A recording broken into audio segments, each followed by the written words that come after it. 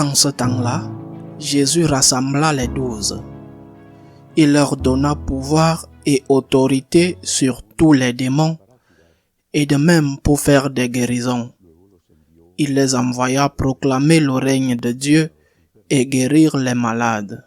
Il leur dit, ne prenez rien pour la route, ni bâton, ni sac, ni pain, ni argent. N'ayez pas chacun une tunique de rechange.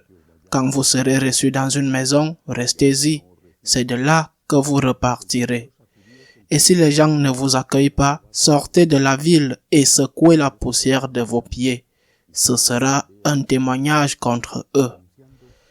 Ils partirent et ils allaient de village en village, annonçant la bonne nouvelle et faisant partout des guérisons. Acclamons la parole de Dieu. Si vous demandez possiblement aujourd'hui à un prêtre et voire même à un évêque, quelle est la bonne nouvelle que le Seigneur nous ordonne de proclamer, il vous dira peut-être la vérité, mais peut-être pas toute la vérité. Quelle est la bonne nouvelle, la prédication ou la proclamation du royaume de Dieu? En quoi consiste cette bonne nouvelle? La plupart dira, proclamer la bonne nouvelle consiste à dire et à proclamer que Dieu existe et que Dieu est amour. C'est vrai, Dieu existe, Dieu est amour, Dieu est miséricorde, c'est vrai, et c'est une partie essentielle de cette bonne nouvelle. Mais c'était tout. À qui Jésus parlait-il? À qui envoyait-il les 12 apôtres? S'il les avait envoyés aux païens de Rome ou aux Corinthiens, cela aurait pu être en un sens une nouveauté. En un sens parce que tout le monde, même les païens, croyaient en Dieu. Eh bien, mais il les envoyait aux Juifs. Les Juifs croyaient en Dieu. Donc ce n'était pas une nouveauté. Vous n'allez pas descendre dans la rue en disant Dieu existe. Mais nous le savons déjà, Dieu existe. Les Juifs croyaient vraiment profondément en Dieu. Mais Dieu est amour.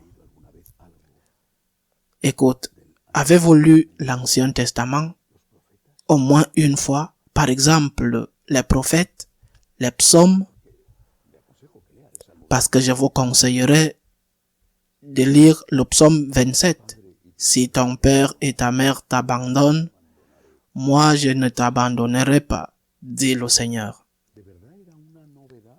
C'était vraiment une nouveauté pour les Juifs et même pour les pharisiens, si scrupuleusement soucieux d'observer les munities d'une loi qu'ils avaient inventée et qui était infinie. Ne savaient-ils pas que Dieu était amour? Les pharisiens radicaux et fanatiques n'avaient-ils jamais lu le prophète Osée, par exemple? Ou n'avaient-ils pas lu Isaïe ou Jérémie? Ou ne priaient-ils pas les psaumes? Pour un juif normal, Dieu existait. Il était absolument présent dans leur vie. Et ils savaient que Dieu était amour et que Dieu était miséricorde. Et ils demandaient à Dieu la miséricorde.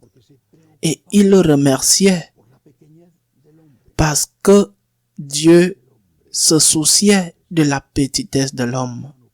Qui est l'homme pour que tu te souviennes de lui? L'être humain pour lui donner le pouvoir, tu l'as fait un peu plus bas que les anges. Tu l'as couronné de gloire et de majesté. Tu lui as donné la domination sur les œuvres de tes mains.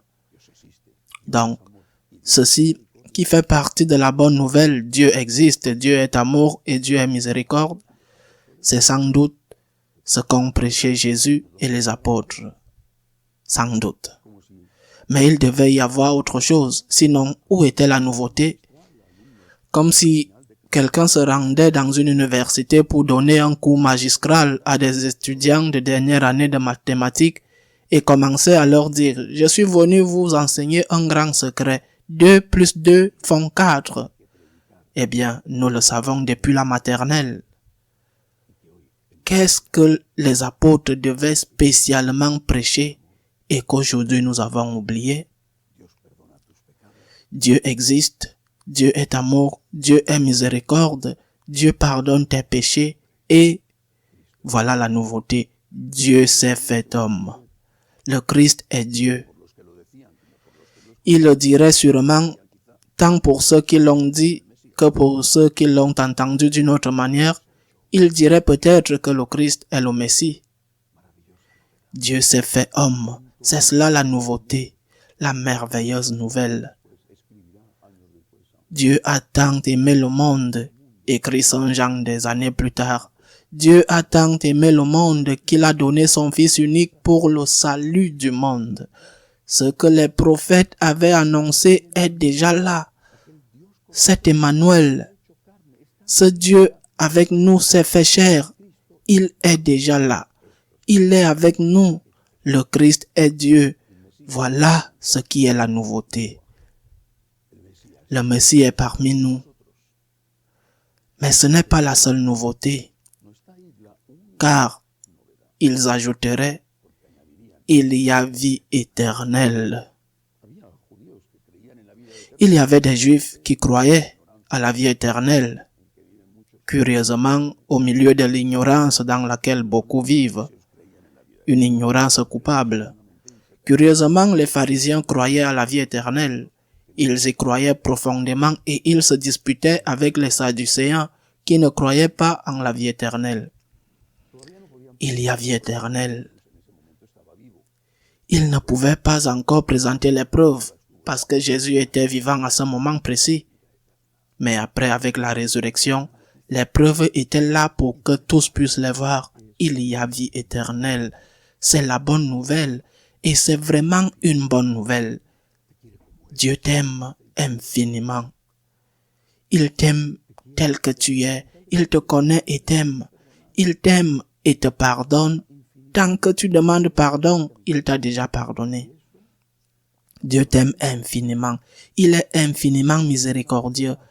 Et il l'a démontré non pas par une promesse future, mais par une réalité présente.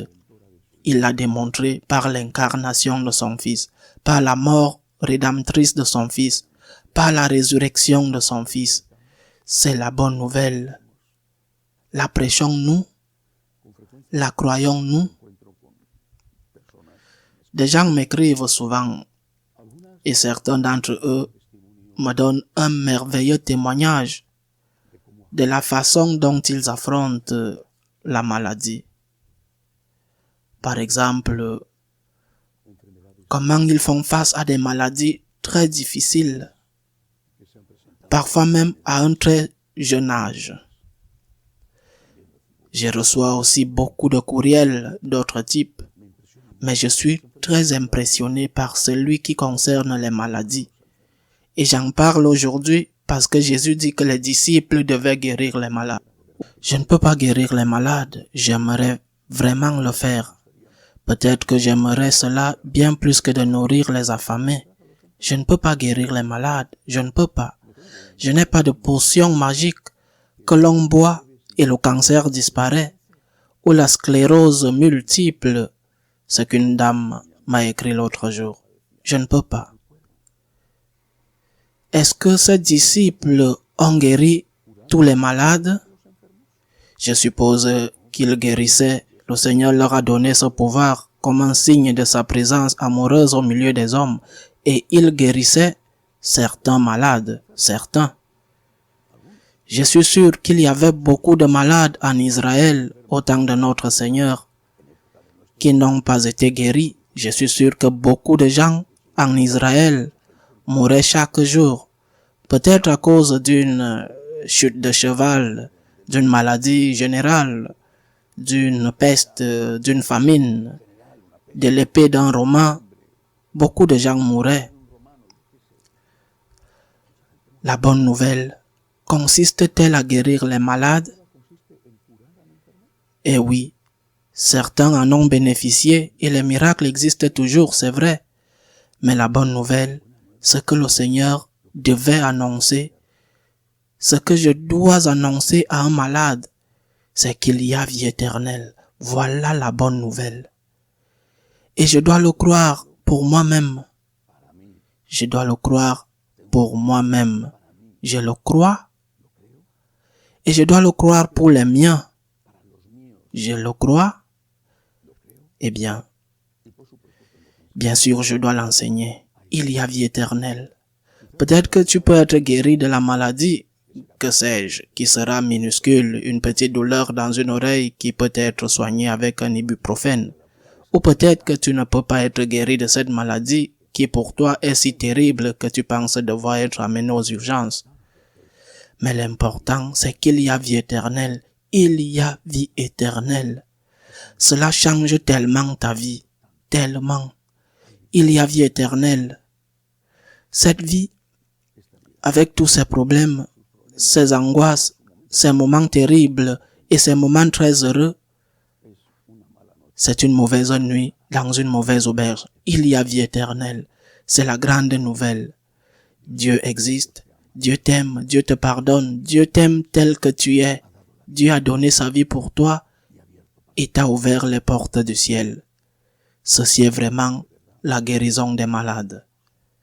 Ainsi soit-il.